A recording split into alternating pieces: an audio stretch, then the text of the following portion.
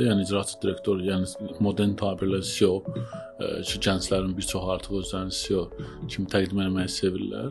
Amma bilmirlər ki, mən xüsusən bunu sahibkar tərəfdən baxmayaq, gəlin biraz da deyir o gənclərə ağlayaq biraz. Onlar icraçı direktorun ümumiyyətlə hansı səlahiyyətlərinin olmasından bağlı bir məlumatları ola bilər, yəni səlahiyyət maraqlı olur. Amma öhdəliklər hissəsində maraqlı olmurlar, yəni. Eyni zamanda sahibkar da hansı səlahiyyətləri verdiyini bilmir. Bu sahibkar buna hansı problemlər aça bilər.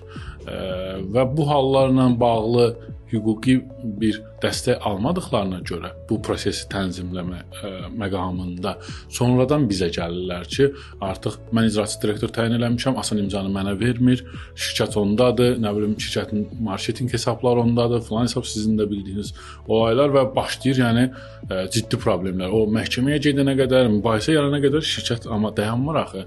Həm belə də ictimai nüfuzu zədələnir, həm daxildə işçilər arasında münasibət zədələnir və s. Yəni adi bir icraçı direktor təyin etmənin özü belə hüquqi prosesdir. Yəni bu proses analiz edilmədən edilməsi, sən hansı səlahiyyətləri verəsən, sənin hansı öhdəliklərin var, hər iki tərəf baxımından böyük bir risklər daşıyan bir prosesdir.